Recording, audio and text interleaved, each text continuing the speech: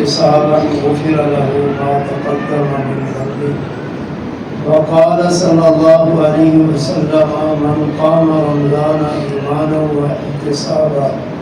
غفر له ما تقدم من ذنبه۔ ماشاءاللہ ہمارے شاگرد آپ کو بہت سناتے رہتے ہیں، دین کی باتیں آپ سنتے ہی رہتے ہیں۔ آج بھی ہم اپنی یاد دہانی کے لیے واعظ و نصیحت کے طور پر دین کی چند باتیں کر لیتے ہیں۔ سامعین کرام، یہ بات یاد رکھیے، جب تک کسی بندے کے اندر 11 چیزیں پیدا نہیں ہوتی، وہ جتنے بڑے دعوے بھی کرے وہ نہ سچا مسلمان ہے اور نہ سچا مومن ہے۔ ان میں سے 5 چیزیں جن کو ارکان اسلام کہا جاتا ہے، یعنی سب سے پہلے ایک شخص یہ عقیدہ بنائے کہ اس کائنات کے اوپر بادشاہی صرف ایک خالق و مالک کی چلتی ہے، جس نے یہ ساری کائنات بنائی، وہی اس کا بادشاہ ہے، اس کا ہی حکم چلتا ہے، اور وہی ساری مخلوقات کا کارساز، مشکل کشا، حاجت روا، داتا، بگڑی بنانے والا، نفع اور نقصان کا خالق و مالک۔ اور اسی طرح اس بات کو عقیدہ بنانا کہ ساری مخلوقات کی طرف سے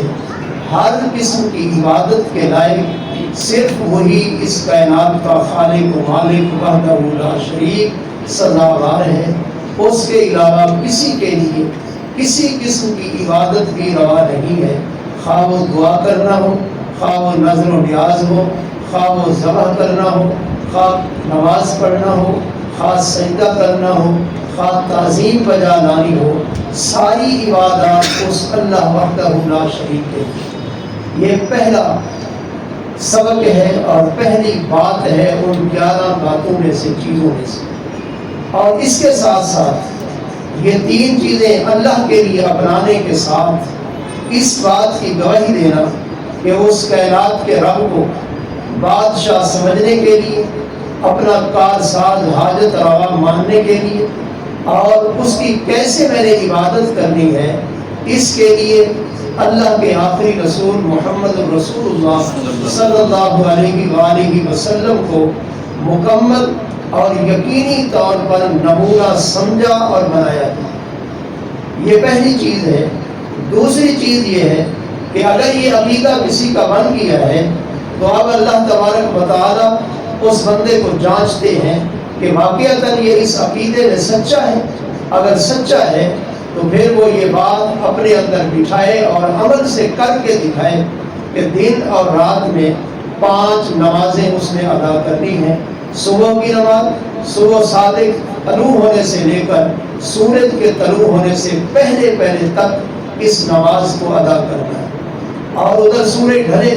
زوال ہو جائے اس سے لے کر ہر چیز کا سایہ اس کی قامت کے برابر ہونے سے پہلے تک ایک نماز ادا کی جائے، جس کو ظہر کی نماز کہا جاتا ہے۔ اور پھر جب ہر چیز کا سایہ اس کے برابر ہو جائے، اس وقت سے لے کر جب تک سورج زرد نہیں ہوتا، یا عذر ہو تو جب تک سورج غروب ہونا شروع نہیں ہوتا، اس سے پہلے تک ایک نماز ادا کی جائے، جس کو عصر کی نماز کہا جاتا ہے۔ اور جب سورج غروب ہو جائے، غروب ہونے کے بعد سے لے کر جب تک مشرق کی طرف اٹھنے والی سرخی جو رات کی ایک نشانی ہوتی ہے،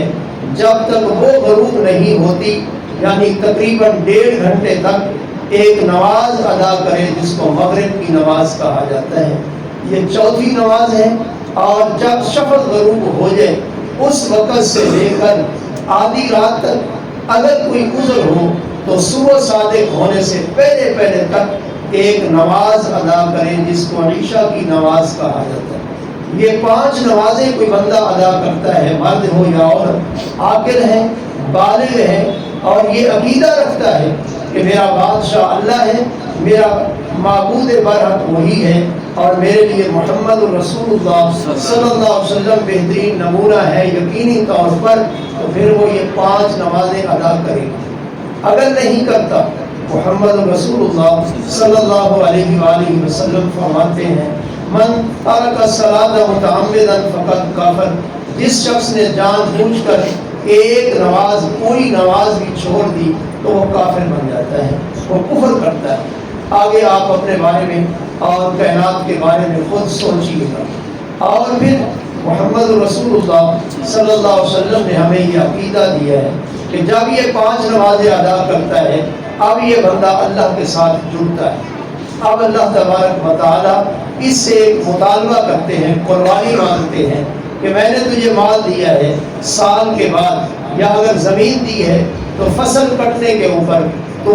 زکوٰۃ ادا کر، اپنے مال کی زکوٰۃ ادا کر۔ اگر یہ بندہ زکوٰۃ ادا کرتا ہے تو اللہ کے ساتھ اس کا رشتہ جڑ جاتا ہے، اگر یہ ادا نہیں کرتا تو اس کا رشتہ اللہ کے ساتھ کمزور ہوتا جاتا ہے، اتنا کمزور ہو جاتا ہے کہ اللہ اس کی مدد چھوڑ دیتے ہیں۔ جیسے یہ صدقات و خیرات نہیں کرتا، اللہ کے ساتھ تعلق کمزور ہوتے ہوتے اللہ کی مدد ختم ہو جاتی ہے، بندہ مصیبتوں کا، پریشانیوں کا شکار ہو جاتا ہے۔ کبھی کوئی اسے کہتا ہے تیرے اوپر جادو ہو گیا، کبھی کوئی کہتا ہے ڈاکٹر کے یہ مریض ہو گیا، کبھی کوئی مرض ہے، کبھی جسمانی کبھی روحانی، وہ پریشانیوں کے اندر گھرا ہوا ہے، کاروبار نہیں چلتا، ساری مسائل ہیں، لیکن اصل مسئلہ یہ ہے کہ اللہ کے ساتھ تعلق کمزور ہو گیا۔ اور اگر یہ زکوٰۃ ادا کرتا ہے اب اللہ تبارک و تعالیٰ اس کو مزید آزماتے ہیں کہ اس بندے کو مجھ سے کتنی محبت ہے، یہ دعویٰ کرتا ہے میرا بادشاہ اللہ ہے، یہ دعویٰ کرتا ہے میرا کارساز وہی ہے، دعویٰ کرتا ہے کہ میرا معبود برحق وہی ہے، تو سال کے اندر ایک مہینہ رمضان المبارک خالق کائنات یہ مہینہ ہر سال لاتے ہیں تاکہ مسلمان اللہ کو ماننے والا وہ اس رمضان کے روزے رکھے۔ اب اگر یہ روزے رکھتا ہے تو پھر یہ شخص ایمان کے، اسلام کے راستے کے اوپر چلتا ہے۔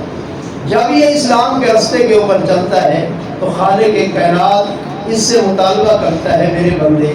اگر تو میرے ساتھ واقعی سچا ہے تو پھر میں تجھے اسباب عطا کرتا ہوں اور تو نیت کر آ میرے گھر میں آ کر مجھ سے ملاقات کر۔ اب آ جا میرے گھر میں، ویسے میں تجھے ہر جگہ ملتا ہوں، میں ہر جگہ تیری مدد کرتا ہوں، تو جہاں بھی عبادت کرے تیری قبول کرتا ہوں، لیکن اب تو میرا بن چکا ہے، میرے ساتھ تیرا تعلق ہے، تو آ پھر میں تجھے دعوت دیتا ہوں کم از کم ایک دفعہ میرے گھر میں آ جا، زندگی میں مجھ سے آ جا، ملاقات کر جا، یعنی بیت اللہ کا حج اور عمرہ کر، حج اور عمرہ کر۔ جب یہ کرتا ہے تو مسلمان اپنے اللہ کے دیے ہوئے نظام، شریعت، دین اسلام کو مکمل کرتا ہے۔ جب یہ مکمل ہوتا ہے اب خالق کائنات یہ چاہتے ہیں، اس بندے کو چاہیے کہ اس کا وجود تو میرے سامنے جھک گیا، اس کا ظاہر تو بالکل میرے دین کے اوپر آ گیا ہے، لیکن اب اس کا ظاہر اور باطن دونوں میرے لیے مختص ہونے چاہیے۔ اس لیے اب اس کے لیے ضروری ہے کہ وہ اپنے ایمان کی دوبارہ تجدید کرے اور یہ دنیا کو بھی دکھائے اور خالق کائنات کو اپنی طرف سے یہ اپنا عقیدہ بتائے کہ یا اللہ مجھے صرف تیرے اوپر اعتماد ہے، میں صرف تیرے اوپر بھروسہ کرتا ہوں، تیرے اوپر مجھے یقین ہے۔ ساری کائنات اگر مل جائے اور وہ مجھے کچھ دینا چاہے، تو نہ دینا چاہے تو وہ مجھے دے نہیں سکتی، لیکن اگر تو مجھے کچھ دینا چاہے، ساری کائنات مجھ سے چھیننا چاہے تو وہ مجھ سے چھین نہیں سکتی۔ یعنی اپنے رب کے اوپر ایمان، یقین، اس کو مضبوط کرتا۔ جب یہ مضبوط کرتا ہے اب خالق کائنات کے فرماتے ہیں کہ اب تم ایسے کرو کہ پھر اس بات کو مانو کہ فرشتے ہیں میری ایک مخلوق نورانی، اس کی میں نے ڈیوٹیاں لگائی ہیں، جو جو کام میں نے اس کو بتایا ہے وہ وہی کر رہے ہیں، لہذا تو بھی ایسا بن کہ جو میں نے تیری زندگی کا مقصد بنایا ہے اس مقصد کے اوپر چل جا اور اپنی اس منزل کو پانے کی کوشش کر۔ رات دن تیرا ہر کام میری اطاعت، میری فرما برداری میں اور میرے لیے عبادت کے طور پر ہونا چاہیے۔ نہ دنیا کا کوئی فائدہ مقصود ہو، نہ ناموری مقصود ہو، نہ ریاکاری ہو، نہ کسی کے اوپر احسان ہو۔ جو کام بھی کرے وہ صرف میرے لیے کرے کہ میرا رب اس کے اوپر راضی ہو۔ وہ رات کو اٹھ کر اگر اندھیرے کے اندر اپنے خالق و مالک کے سامنے روتا ہے اس لیے کہ رب میرے اوپر راضی ہو جائے، اگر وہ راتوں کو اٹھ کر خالق کے کائنات سے اپنی حاجات مانگتا ہے اس لیے کہ میرا رب رات کو آوازیں دیتا ہے میرے بندے مجھ سے کچھ مانگ لے، جب میرا رب مجھے بلا رہا ہے تو پھر مجھے اپنے رب سے کچھ مانگنا چاہیے، اس لیے وہ کھڑا ہوتا ہے، اس لیے نہیں ہوتا کہ لوگ مجھے تہجد گزار کہیں یا لوگ مجھے نیک اور صالح کہیں۔ اور جب بندہ اس بات کو تسلیم کر لیتا ہے کہ فرشتے اللہ کی نورانی مخلوق ہے، اللہ کی کامل فرما برداریاں کرتی ہے، وہ اللہ کی بیٹیاں یا اللہ کی اولاد نہیں ہے اور نہ کوئی اور اللہ کی اولاد ہے، تو پھر وہ اس بات کو تسلیم کرے کہ اللہ نے اس کائنات میں جتنے رسول اور نبی بھیجے سب کے اوپر میرا ایمان ہے کہ انہوں نے اپنے رب کے پیغامات اپنی اپنی امت تک کما حق کو پہنچا دیے، اس نے ذرا بھی خیانت نہیں کی، اور اس آخری امت تک اللہ کے آخری رسول محمد رسول اللہ صلی اللہ علیہ وسلم نے اللہ کے پیغامات کامل اکمل شکل میں پہنچا دی۔ یہ عقیدہ بنانے کے ساتھ اب آگے مسلمان یہ عقیدہ بنائے کہ اللہ نے اپنی مخلوق کی ہدایت کے لیے جتنی کتابیں نازل کی،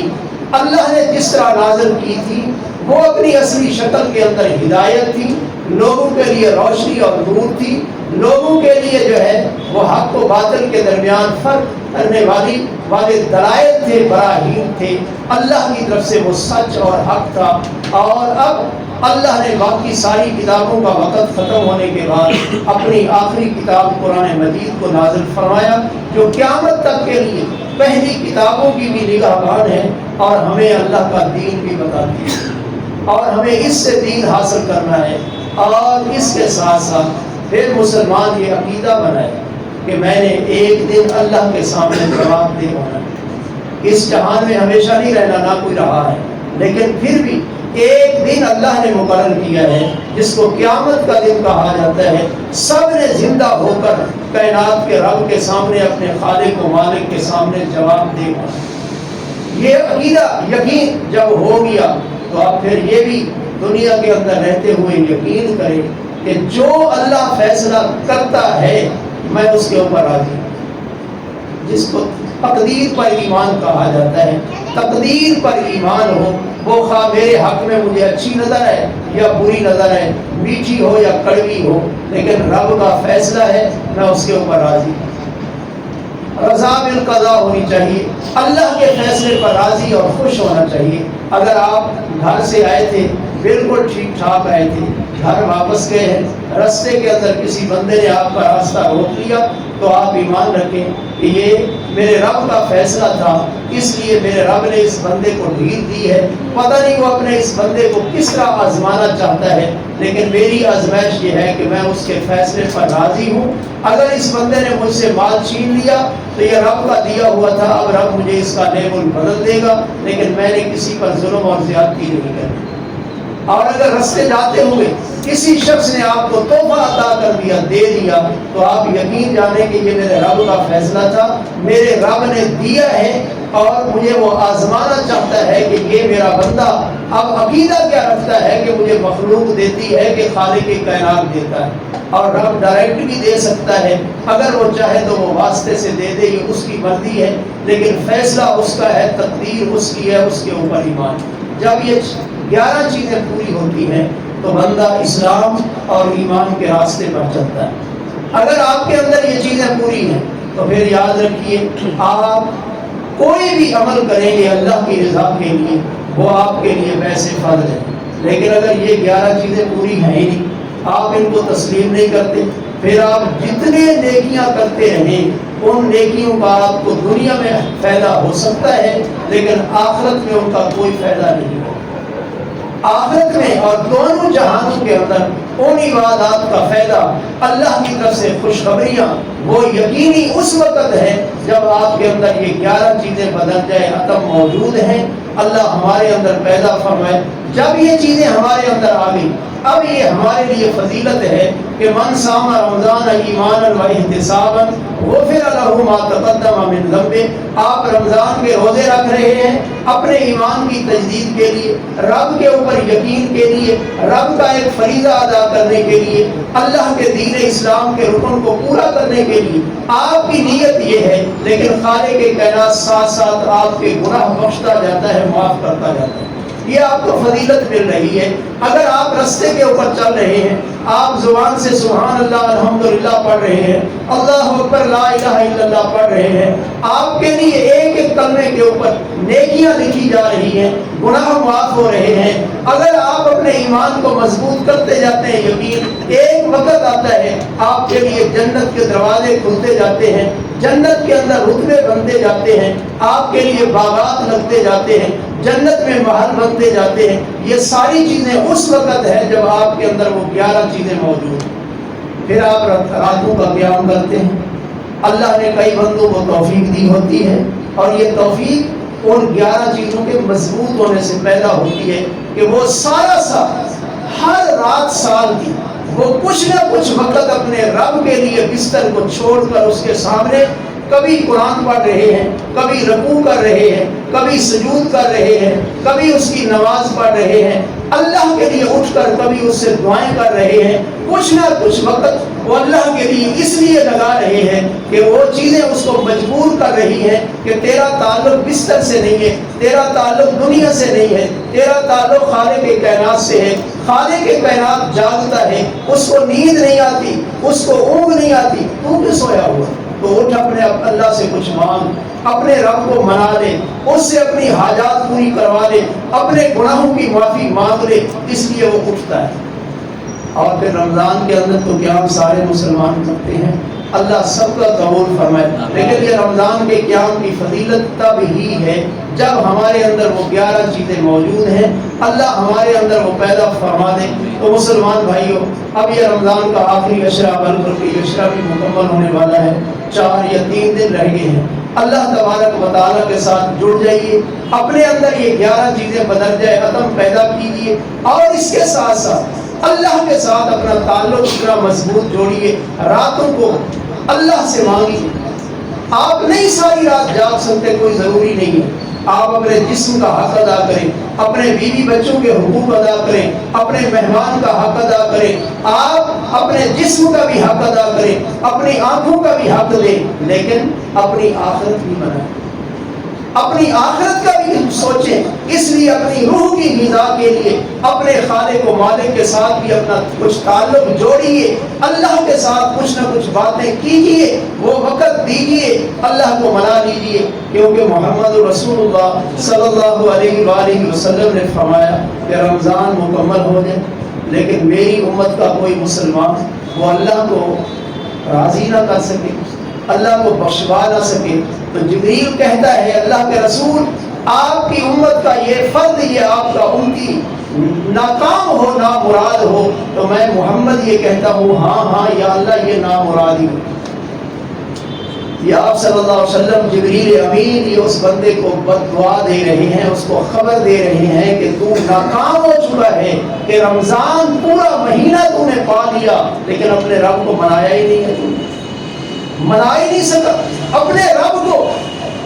جو اتنا رحیم و کریم ہے، ارحم الراحمین ہے، کہ جو اپنے بندے کی توبہ سے خوش ہوتا ہے، اتنا خوش ہوتا ہے کہ بندہ اپنی خوشیوں پر اتنا خوش نہیں ہوتا جتنا وہ اپنے گناہگار بندے کی مغفرت استغفار کے اوپر، توبہ کے اوپر خوش ہو جاتا ہے۔ نبی مکرم صلی اللہ علیہ وسلم نے فرمایا، آپ نے حدیث سنی ہوگی، صرف یاد دہانی کے لیے، کہ نبی مکرم صلی اللہ علیہ وسلم نے فرمایا ایک بندہ سفر میں، جنگل کا سفر ہے، بہت بڑا صحرا ہے جس کی کوئی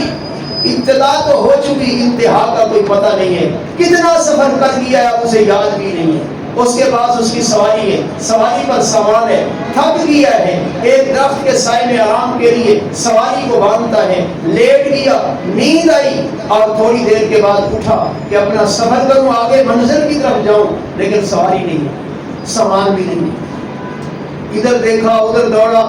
चारों तरफ देखा, कहीं से वो नजर ही नहीं आती। हालांकि बहुत बड़ा सहारा है, दूर दूर तक उसका निशान भी नहीं।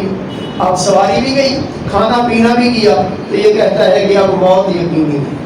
तो उसी दरख्त के नीचे आ जाता है और आकर लेट जाता है कि लेटे लेटे मुझे मौत आ जाएगी, आंखें बंद कर देता हूँ, मरना ही है। थोड़ी सी अल्लाह ने फिर नींद दे दी,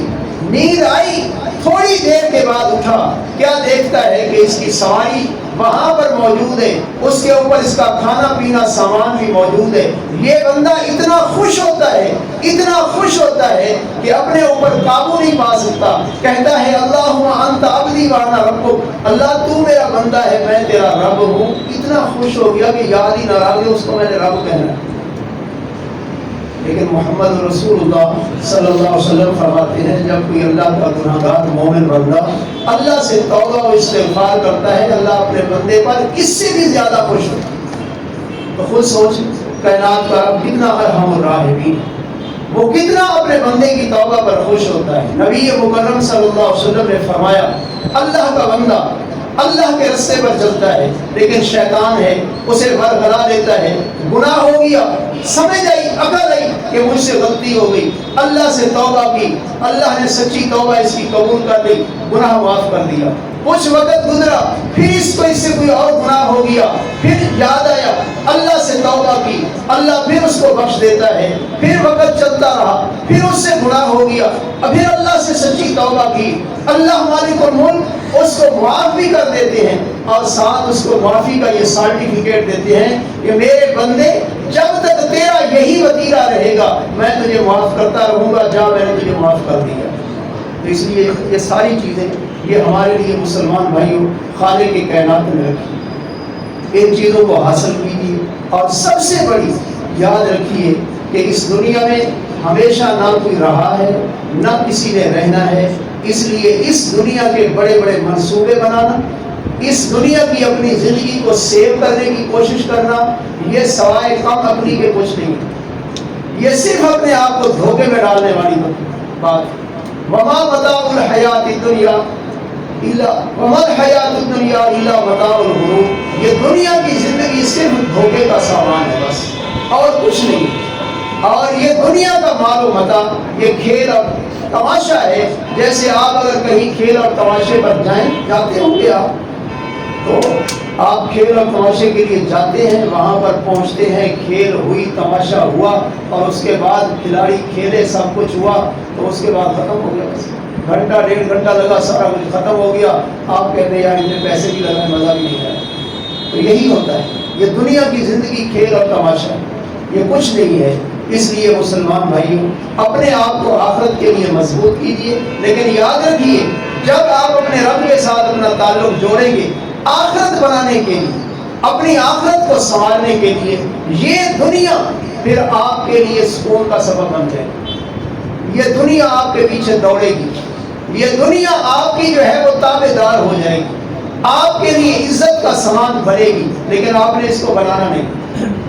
आपने इज्जत अपने रब से लेनी है कि अल्लाह मुझे दुनिया की इज्जत नहीं चाहिए, मुझे तेरी नेमत चाहिए कि मुझे ऐसी इज्जत मिले कि मैं जब तुझसे मुलाकात करूं तो तू कहे मेरे बंदे जा, मैंने तुझे बगैर हिसाब के माफ कर दिया। ये सबसे बड़ी कामयाबी कि अल्लाह मालिकुल मुल्क राजी हो जाए हमारे ऊपर, अल्लाह मेरे ऊपर और आप सब के ऊपर राजी हो। सुभान रब्बिका रब्बिल इज्जति अम्मा यसिफून व सलामुन अलल मुरसलीन वल्हम्दुलिल्लाह।